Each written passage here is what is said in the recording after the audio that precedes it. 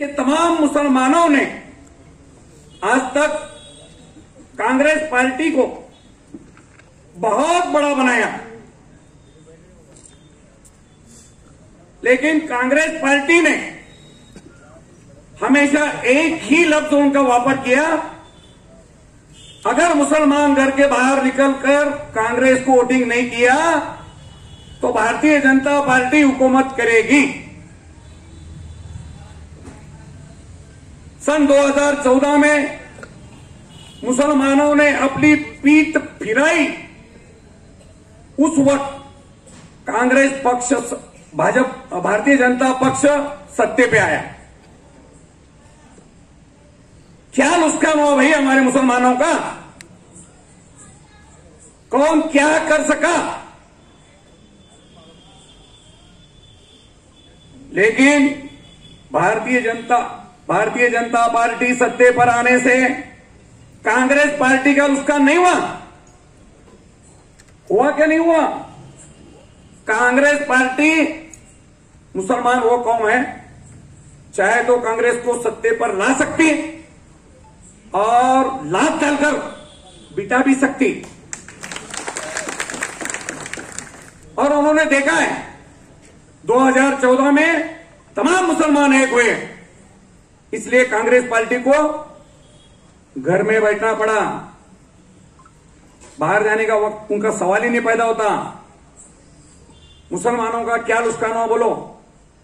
सरकार कोई भी हो, अगर हमारा लीडर मजबूत है और हमारी कौम अगर एक है तो इंशाअल्लाह ताला कोई भी काम अपना अधूरा नहीं रहता, और कोई भी काम को रुकावट करने में हिम्मत कोई भी सरकार के नहीं है। मैंने ये भारतीय जनता पक्ष के सरकार में से अभी 4 महीने में 10 कानून बनाया, 10। मेरे पास सबूत है पूरे। कांग्रेस पार्टी हमेशा, अभी हमारे कुछ लीडर ने बोले, शकील हमारे मौलवी ने बोला 11 लोग हैं, लेकिन इस साल इस मर्तबा 11 नहीं 12 लोगों ने उम्मीदवारी मांगी है, 12 में मैं है। ये ठीक है? ये शौकत पठान ने यादी बनाई, 10 तारीख को दोपहर को 3, 3:15 बजे मेरी मुलाकात हुई कांग्रेस पार्टी में। उसके बाद 11 लोगों की लिस्ट बनाई, उसमें मेरा नाम नहीं है, इसलिए 11 लोग का मैं कुछ बोल ही नहीं सकता 11 लोगों के बारे में। कौन क्या करे, सोलापुर शहर के लिए कौन क्या करना चाहता है और कौन क्या करे, ये सब लोग अपने आंखों से देखे ले। सोलापुर में 4 महापौर बने मुसलमानों के, एक हमारे यहां भी है, अरिफ भाई भी यहां थे। सोलापुर का कितना विकास हुआ और समाज का कितना विकास हुआ, ये आप लोगों को मालूम है।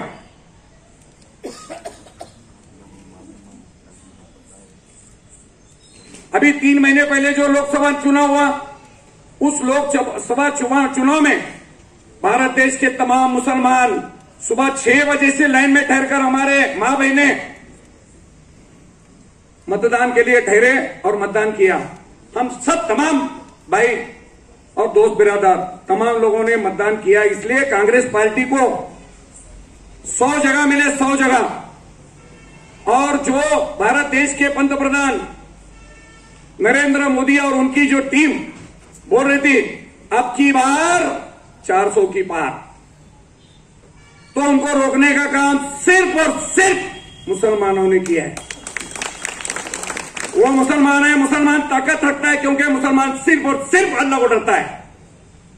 आज ये मुसलमानों के एक ही की वजह से पंतप्रधान नरेंद्र मोदी अकेले के दोनों पैर पर से नहीं ठहरे, उनको दूसरों के कुबड़े पर ठहरना पड़ा। वो रहता ना, हमारे हैंडीकैप भाई को हाथ में लकड़ी लेना पड़ता है, उसी मुताबिक नरेंद्र मोदी जी को दोनों तरफ 2 लकड़ी लेकर ठहरना पड़ा, चंद्रबाबू नायडू और नीतीश कुमार। अगर उनकी साथ जब भी खत्म हो जाएंगी तो इंशाल्लाह उनको नीचे आना पड़ेगा। और रही बात हमारे अभी परिणीति शिंदे साहब ताई हमारे को पूछती नहीं, ये मौलवी ने बोला बिल्कुल करेक्ट है, मैं सहमत हूं इससे।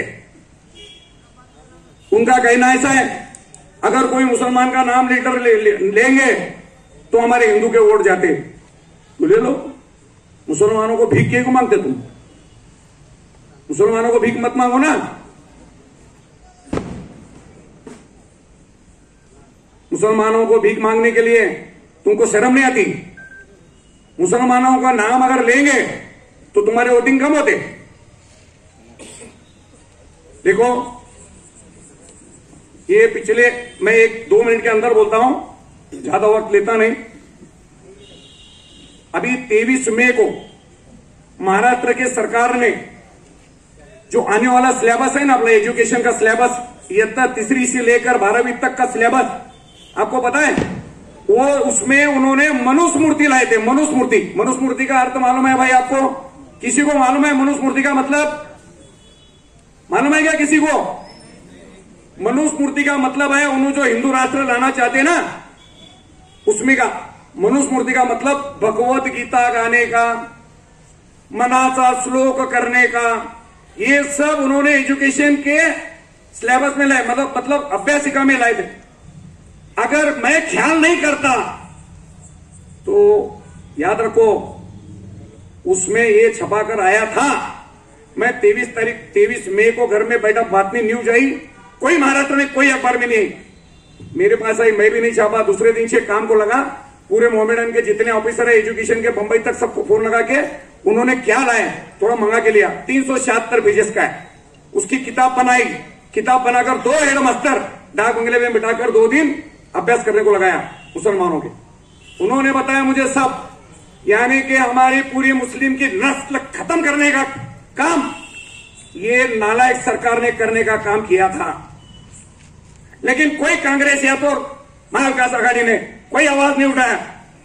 ये आपको किसी को भी मालूम नहीं, इसलिए मैं बता रहा हूं। तो इतनी